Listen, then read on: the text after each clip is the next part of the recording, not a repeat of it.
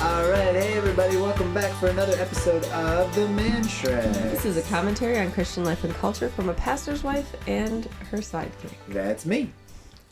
I'm your favorite host, Sarah Manshrek. And I'm that other one, JJ Man Shrek, and we are back for another fantastic episode, episode 21. 21, woo! I'm very excited. And actually, we're going to play some games. We got some news stories. I mean, we got the whole full slate today. So, do you got some news stories? I do have some news stories. All right, let's approach that news desk, and you go ahead and go first. Okay, all right.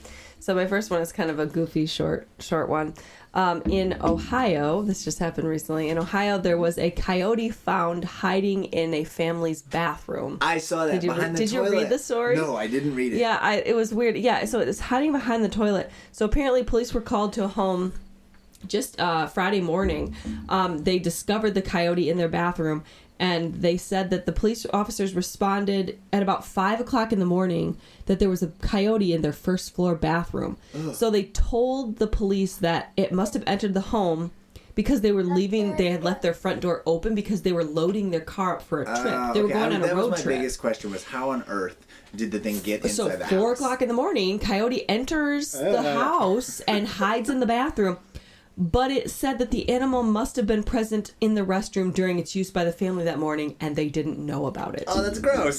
So they're loading the car up, the door is open, somebody goes to use the bathroom, doesn't realize there's a coyote hiding behind the toilet, and police came to safely remove the animal, and it was unharmed. I don't know if it's because of my cartoon upbringing or what, but I've never really seen coyotes as, like, an actual threat, right? They're really small. They're smaller than wolves, yeah. You just need an anvil to drop on them, and you'll be fine. I guess. But it's more like, I actually just feel bad for this poor coyote who's like, I think I found a safe space to snuggle up for. What is that It's smell? like behind these people's toilet, and it's like, I mean, can you imagine the police? Like, I'm sorry, what is it that you need from us? Oh, there's a coyote in my bathroom. Okay. And how long have you been drinking? Do you remember that story where the dog like snuggled in with the couple? Like, yes. This is a lot like that, except the poor coyote picked the wrong room. Yeah, that's just not where you want to be, to snuggle in nice and close. That is so funny. Well, and the big question was, how did it get in the house? And so they were loading something. Yeah. And I do want to mention we are joined this evening by our youngest, who is pulling on a late night partier. Would not fall asleep, and so now we're just banging plastic toys together very happily. But if you guys can hear that in the background, all right. Well, that's a pretty interesting story right there. I would love to hear yours. All right, Star Trek icon Nichelle Nichols' ashes will be launched into space. Oh, I heard about this. Yeah, and so first it was an intriguing little article, but I'm really fascinated by this idea of this is what we're going to do with dead people now. They take some ashes, they put it in a rocket, and they shoot it up into space. Nichols, who was known for playing the iconic Lieutenant Uhura on all 3 seasons of the original show in 1966 to 1969. She died on July 30th of this year. She was 89 years old. So it marks, September 8th marks the 56th anniversary of the first episode of the show, and it is known as Star Trek Day, which I didn't know that. September 8th is Star Trek Day. That was just like a couple weeks ago. A couple days ago, you said September 8th? By the time this episode comes out. That's true. I'm trying to go into the illusion that we are recording. This is new information for me. I'm processing still. So her son told the Fox News Digital that his mother had been in pretty good health before she passed away, which I feel like is an odd thing to say. And he was expecting that she'd be around longer, so her sudden death threw him into a bit of turmoil. Nichols had gone boldly where few had gone before. She broke barriers for black women in Hollywood. She was an incredible advocate for spaceflight programs as NASA's recruiter-in-chief. And I have always known that. She was a massive, it was just groundbreaking because they had a black woman on a television show back in the 60s, and that was so awesome, and it was really just a massive step forward, and that was really exciting. So it is kind of cool that, they put her in a spaceship and launch her. I just feel like... This seems kind of expensive. Yeah, oh, yes. It sounds like it was like they actually sent her and the creator of the show and the creator of the show's wife. There were ashes from all 3 of them in this. Sounds like a party. Yeah, and they just sent it up. And it sounds like there's like a company that does this. They like send your ashes into the beyond, and they just send up rockets. Is their tagline like "It's out of this world" or something terrible? It's not even in this article. I really found a hope different so. article earlier, and I was reading it, but it's just fascinating to me. Like this whole thing. And I just got to thinking about, like, we have sort of moved away from, because it used to be everybody goes into a coffin and then they get a tombstone and you get a special etching on the tombstone, maybe a clever phrase or something from your life. And that's how everybody got buried. I feel like in more recent generations, it's been cremations, and put it in an urn and it goes up on the mantle. Or toss me out to sea. Or and now our generation is like, do something fun with me, like... I don't know if you've seen like there's seed pods. Yeah, planting a tree. I like that idea. I think that's kind of cool. I just wonder though, because like the old generations, they had this like tremendous respect for the dead body, right? They were like, oh no, we gotta be respectful. And nowadays we're like, nah, burn it up and do something fun with it, spread it all over. That's why like Disney World has those rules. Oh yeah, it's illegal. Yeah, because so many people are like, well, I love Disney, so just spread my ashes at Disney. And if they let everyone do do that, can you imagine? So many, it would be so gross. There would be ashes everywhere. I'm pretty sure it's not allowed at like national parks, because that's another thing. So people too. want to spread ashes at national parks, and if you let everyone do it, it gets gross. It is an interesting thing. I get it though. It's there's that, which is silly because the person is deceased. It's not like they're. It's an inclination that it's interesting to see the change as people, as time goes on, because it is very few people that I talk to anymore are like, oh, I really want to be buried in this place. And it's like, no, my ashes will be spread here or here, or I don't care. Yeah, we're very, very open to space. It now. That's cool. But yeah, I do. What's he into? He's waving to the dog. He's waving to the puppy, who is just trying to sleep, and she always gets grumpy because we record in her napping space, and so she just kind of grumps at us while we do this. Mm-hmm. She's lonely nowadays. Yeah, she's doing all right. All right, so let's see. Do you have another story? I do have another story. This one's a little bit more involved and a little more bizarre. But a Chinese man was trapped aloft in a hydrogen balloon for 2 days. What? Okay. So this comes from AP in Beijing.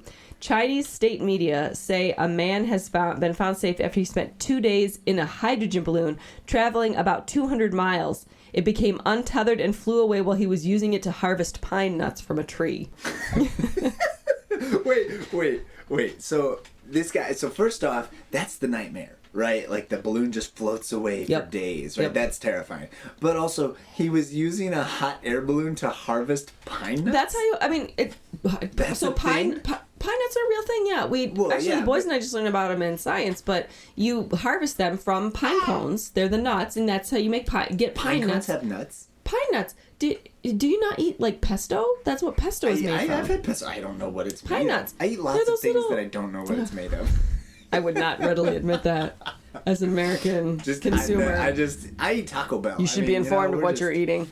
No, I don't Yes, true, you eat Taco Bell. It's questionable whether or not it's even food. So you're telling me that pine cones have nuts inside them? Yep, certain varieties. So that's how you get pine nuts. So you harvest them from the pine cones, and he was harvesting pine nuts from the tree, and he was high up in this hydrogen balloon, and the balloon became untethered and he floated away. So they're not giving us the man's full name, it's just they're giving us his surname, which is Hu. Okay. And him and his partner were collecting pine nuts in a forest in Heilongjiang province in northeastern China when they lost control and the balloon sailed off. So his partner jumped to the ground.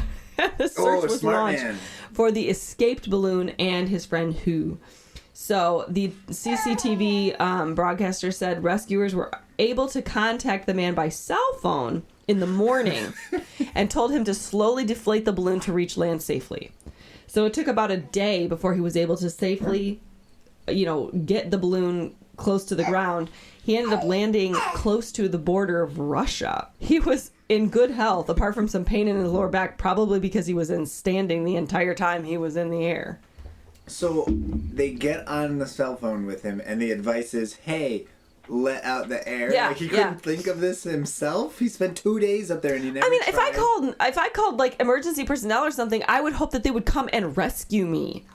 Send something. I mean, what do you do? Like, I guess my thought was if he floated away, it was because he was unable to let the air out of the balloon. Like, if he could have done that, he couldn't figure that out by himself. Yeah, I don't get it. It's like telling me, I'm speeding down the highway and they get on the phone and they're like, push the brake pedal, and it's like, oh, what? Like, wait, they have those? I'm just sort of lost in why he couldn't figure this out. It's very bizarre. The whole story is really silly, but 2 days though. My gosh.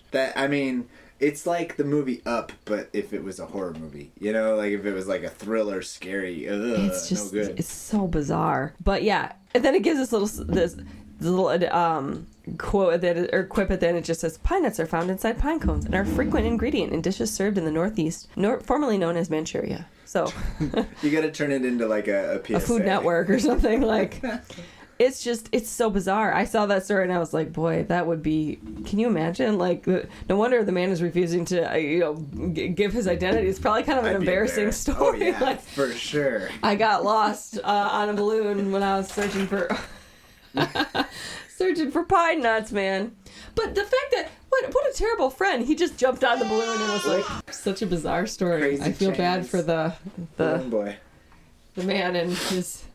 very bad friend who just let him float off and couldn't do anything for him. Well, but that's what you do. If it's floating away and you're losing control, you bail, right? Like, he should have jumped. The friend did the smart thing. He should have done it. Quite how high up was he? If the friend could jump and I'm thinking like top of a tree. Enough that it's probably going to hurt. He probably broke a leg or something, but better than, starving to death floating around.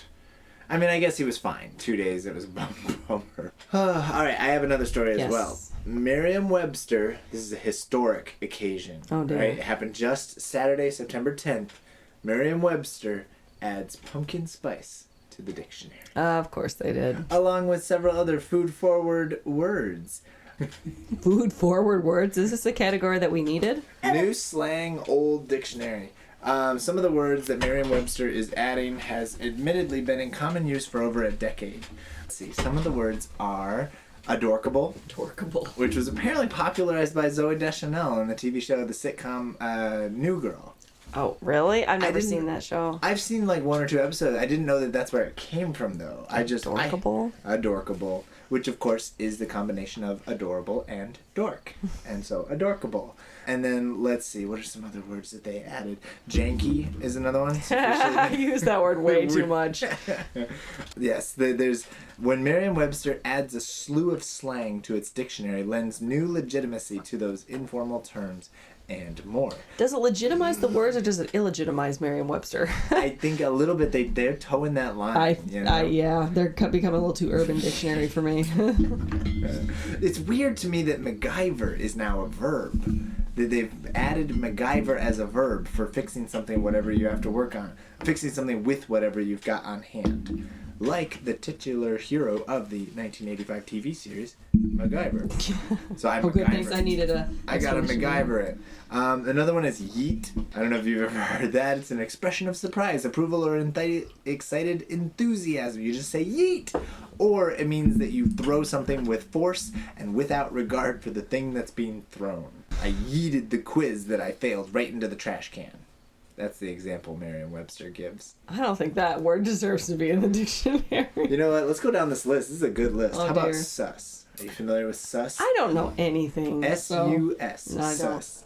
It's short for suspicious. That one I knew. So, there's a word that's been in the dictionary for a long time, and it is the word suspicious. That would take like 2 extra whole syllables. You could just that's say... the problem with our culture today. Things are too difficult or not simple enough. See, this one's just bad, though. Pwn.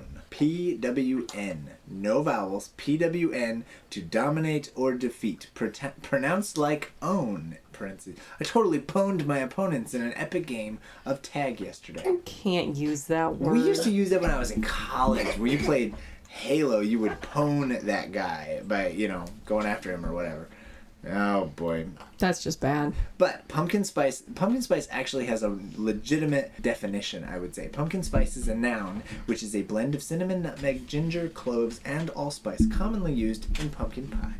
Yeah, I don't know why I thought that. I mean, I guess I wasn't, asking for this word to be in the dictionary, but I didn't think this was a problem. I guess I kind of assumed it was something already understood. See, all right, so this one, some of these are like, it's not I guess I'm like, this isn't a word that you need to add to the dictionary. These are just, like LARP, which is a noun for live action role play. It's an abbreviation. It's an acronym. I didn't think acronyms counted. Yeah, that's like LARP, live action role play, LARP. That's what that means. I feel like Merriam-Webster dictionary is like becoming a weird catch-all now. Yep. Like it's not. I don't get it. This one is level up. It's a verb, advancing or improving oneself as if you're playing a game. Level up's been a thing for 1,000 years. You level up your Pokemon, you level up Mario when you get the mushroom or whatever, like, I don't know, you just... This one, I guess I could understand. Metaverse. It's a noun, a virtual environment in which users can access multiple virtual realities. That makes sense because, Facebook's Meta and all that stuff, and it's a new word. It's a whole big thing. But pumpkin spice... I have some opinions about this entire article. As an English major, how do you feel? Do you feel personally attacked? Raise your hand if you've ever been personally victimized by Merriam-Webster's dictionary. Solid. Are you ready for sponsors of your life? I am ready for sponsors Woohoo! of my life.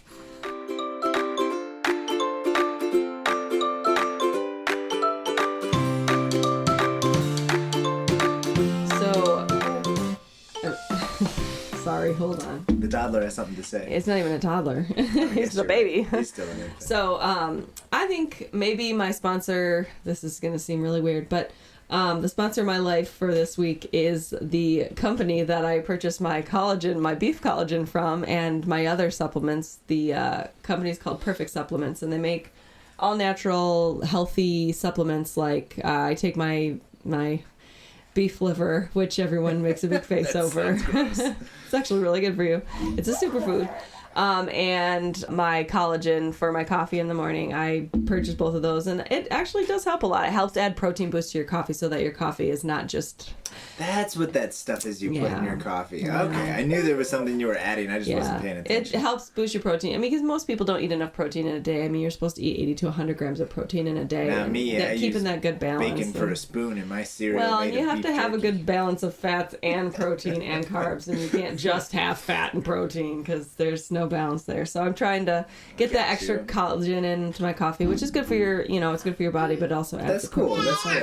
Yeah, so I'd say Perfect Supplements, just a little plug for them. Very nice. Mm-hmm. My sponsor of my life is, there's a game out there. It's called Left, Right, Center. And it's a super simple game. We just had our big kickoff for youth group this past week, and it's so much fun. And we had a bunch of kids come, and they wanted to play this game, and it's fun. There are tokens that come with the game, but it's much more fun to play with candy pieces instead of tokens. But it's very simple. You get 3 dice, and it was like a super cheap game. We bought it off Amazon. It's a little tiny tin. But, I mean, it entertained the kids for like 45 minutes. I had to actually cut them off so we could go do the Bible lesson. They were having a great time. So the game is called Left, Right, Center. Super simple. It's a fun party game if you have like snacks or candy or pieces, because the winner gets like the pot in the middle, which is usually a big pile of candy. Oh, nice. Nice. Yeah, it was a really fun game. The kids introduced it to me a couple months ago, and we got to play it again this past week at our big launch of youth group and all that. And yeah, it was a really good time. So the game Left, Right, Center is definitely sponsoring my life today. Cool. Are you ready? I am ready. This has been probably our most common recurring segment. It is time for another segment of Playlist Puzzles. I'm very excited. If you are unfamiliar with this game, listeners, if you are new to the show, what this is we have discovered that there is quite a strong similarity between 80s love ballads and 90s contemporary Christian music. And so what we do is we read lyrics to one another, and it is either a non-Christian song, like a love song, or it is a Christian song, a worship song, and we have to guess which one it is. And I'm excited. So do you want to go ahead and go first, maybe? Sure, I can go first. All right, so I'm just going to read these lyrics. Yes. And here we go. All right. Let me know the kisses of your mouth. Let me feel your warm embrace. Let me smell the fragrance of your touch. Let me see your lovely face. That is not allowed to be a worship song. Please, you do this. You find these horrible worship songs. The kisses of your mouth? No. Is it really a worship song? I love you more than life. My heart, my flesh yearn for you. To love you is all I can do. So is it like a Christian artist who wrote a song for his wife or something? It can't be. No, dude, the look tells me it's going to be a worship song, and I'm so upset about that. Now this is pretty obscure. I don't actually know this artist at all, and Okay. I didn't actually get information about like when this artist wrote the song. But looking at the lyrics, I felt uncomfortable. I felt uncomfortable. So what is your final answer? I am heartbroken to say that I think this is contemporary Christian music. It is. It's a Christian song from a man named David Ruiz, and the song is called "True Love." Oh boy! But it is, in fact, a Christian song. So David like Ruiz. the lyrics were. I was looking at it thinking, "There's no way." Well, and sometimes it's like an artist who writes worship songs, and then he like also wrote a love song for his wife, or wrote there's songs like I wrote this song for my son or something. It's like that's really sweet. Christian artists. I don't think that's what's happening here. Oh my gosh, I'm trying to give him an out. I'm trying to give him like, well, maybe he meant it for something else. Yeah, see, he's upset about it too, and if the infant's upset, it's because the theology of the music is weak. Oh boy. Okay. All right, so for my playlist puzzles this time around, I find myself going through different themes, and so the theme for this time, this version of it, is I went into the 80s country songs and some contemporary Christian music. And Okay. The different plays that. So I know zero 80s country songs. I know zero country songs. I know true. zero 80s songs. So you might catch these right away. All right. But so it's either, contemporary song or 80s country love now. Yeah, we're going country Okay, this week all right. for this time. All right. So maybe this time I'll speak the words of life with your fire in my eyes, but that old familiar fear is tearing at my words. What am I so afraid of? Because here I go again talking about the rain.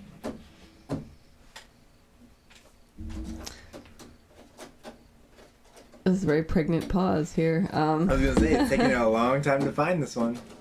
Is this is a CCM song? So maybe this time I'll speak the words of life with your fire in my eyes, but that old familiar fear is tearing at my words. What am I so afraid of? 'Cause here I go again talking about the rain. CCM. I don't know. It is. You're right. It's Casting Crowns.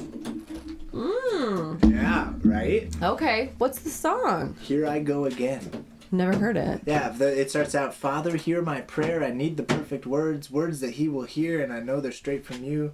I don't know what to say. I only know it hurts to see my friends slowly fade away.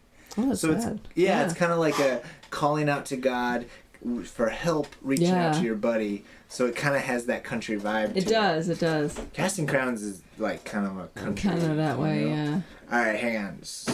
Well, you go. Me? Should I give you another one? Give me another one. I will give you another one. See, now do I give you another Christian one to throw you off, or do I switch it up and go? Oh, okay. I don't know. Okay, so all right, here we go. I was trying to find like the right frame. If you keep certain words I don't want you to hear. So, all right, it's amazing how you can speak right to my heart without saying a word. You can light up the dark. Try as I may never explain what I hear when you don't say a thing. That is country music. Oh yeah. And that is Alison Krauss. When you say nothing at all. It is When You Say Nothing at All. This says that it's someone Ronan Keating. Oh, okay. Is that another person? That could be. I think a lot of people have covered that song. I do know that song, actually. I actually played that song for a few weddings, so. Oh, really? Okay. Well, I just thought the imagery, because it's like you can light up the dark. That's pretty classic Christian imagery. Oh yeah, I could see it. You speak right to my heart. Like that. I was thinking those vibes. Yeah. I thought you might get it though because I used the phrase that is the title of the song. The when you don't say a thing, when you say when you say nothing. And I was like, oh man, you're gonna catch it because that's true. I gave it to you. All right, well, you got any more? I do. You ready? Yes. So out of the blue, out of the night, you came along and changed my life. You looked at me, that's all I took. You read my heart like an open book.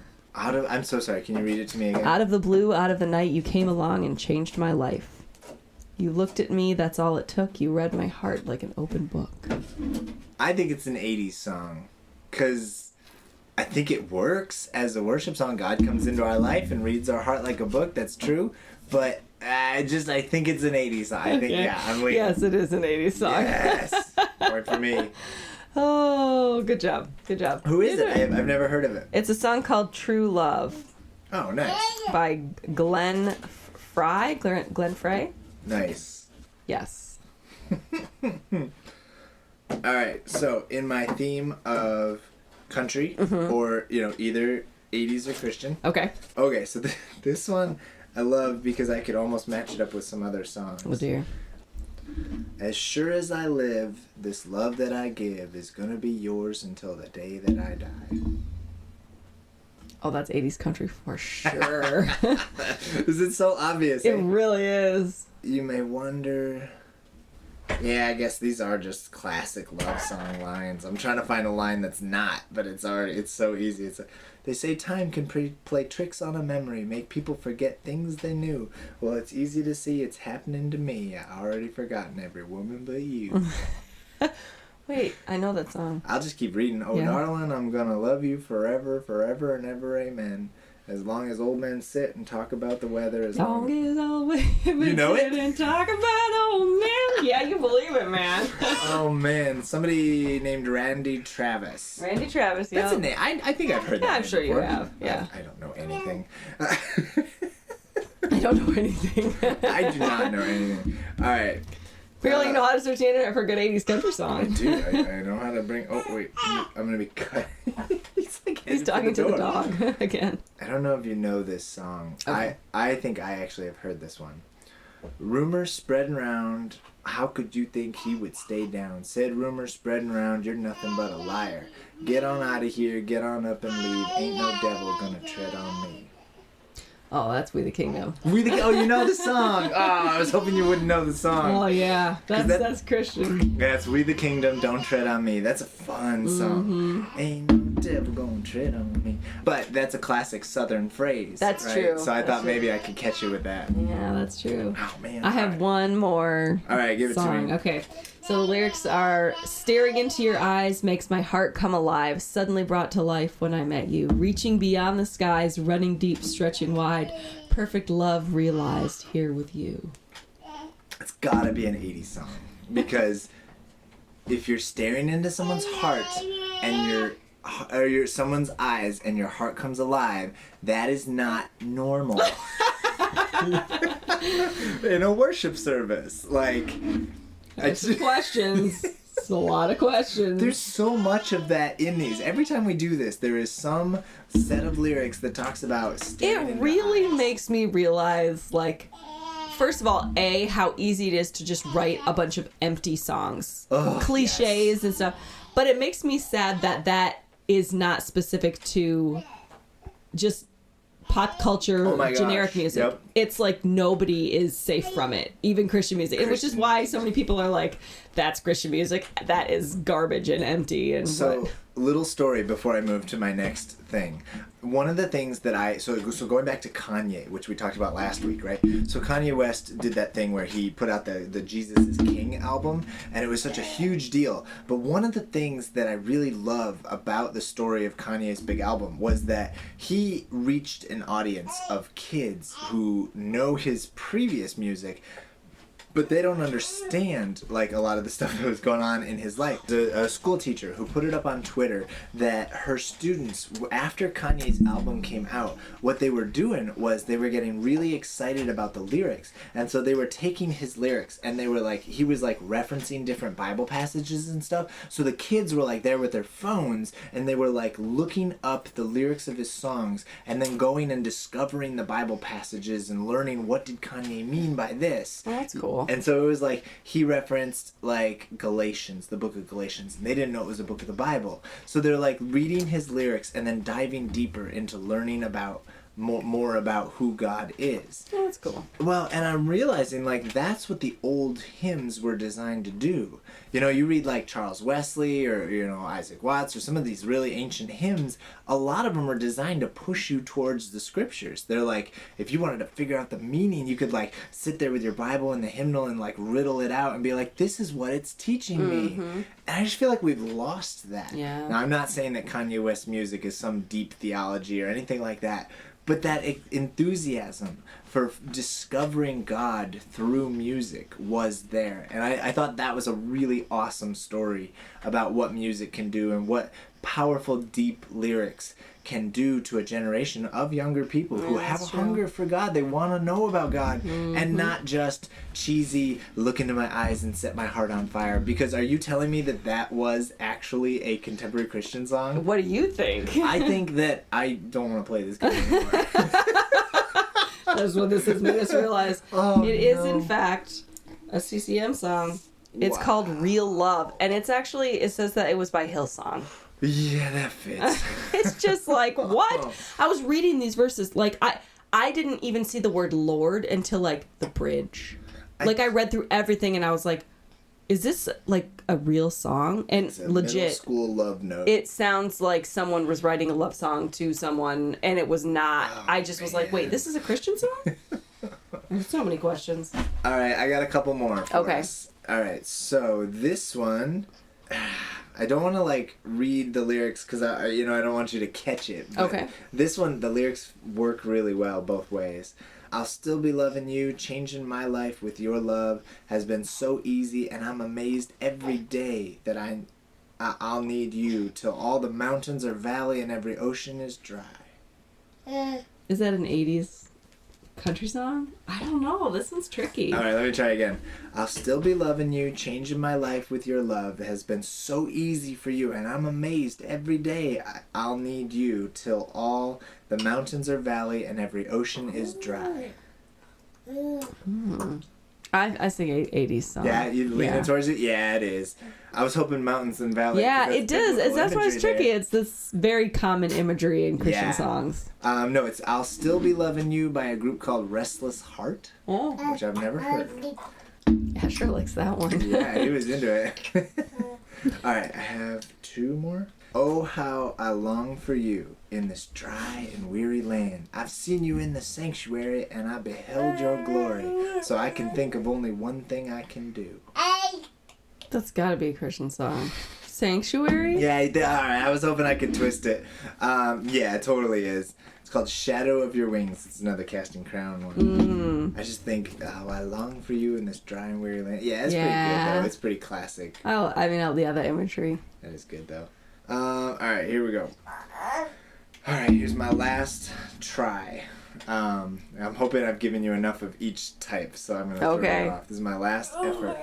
He's moving on full steam. He's chasing the American dream. He's going to give his family the finer things. Not this time, son. I have no time to waste. Maybe tomorrow we'll have time to play. And then he slips into his new BMW and drives farther and farther and farther away. Is that a CCM song? What makes you think that? It just has that imagery of like... Really? Oh, I felt like it was... Prodigal son type thing. Oh, now I like this song more. Yeah, it's Casting Crowns, but it's a song called American Dream. Oh, okay. Yeah. I don't think I know that one. Oh, it was on a, what CD is this from? It's from one of the CDs that we had when I was growing up. We used to pop the CD and listen to it. Oh, okay. It starts out, it's all work and no play make Jack a dull boy. I do know that but song. All work and no God have left Jack with a lost soul. He's moving on full steam. He's chasing the American dream. He's going to give his family the finer things. Yeah, It's a great song. And I guess that's something for Casting Crowns. They don't just use, and I say that this is a good thing for them. They don't just use that classic, superficial, shallow imagery. They kind of get into their country roots a little bit, and they try to tell stories of, you know, the American people or the people they know in their lives, and relate their faith to it. And I actually think that that's, you know, admirable. I think that's pretty solid. Yeah, that's interesting. Good job, though. Yeah. Some of those were kind of tricky. That was fun. I like that. Got a little distracted from our little helper, I know. but that's okay. All right, everybody. Thank you so much for joining us. If you appreciate our goofy little podcast, hit that like, subscribe button, leave us a review, all that stuff. It affects the algorithm, and we want 2 more listeners. Not 3, just 2 more. Really. Okay, so the one listener who's out there right now has to go find 2 Okay, and thanks so much to Music Town for the use of our theme song. Don't forget to check us out on social media. JJ keeps those updated. There's a Facebook page, Instagram, and a Twitter account. Yes, there is. Are you ready with the mom joke of the week? I am. So, how much does it cost Santa to park his sleigh? It's snowball. I don't know. Nothing. It's on the house. I like that one. That was pretty good. All right, everybody. We'll see you next week. All right. Take care. It's fun. I thought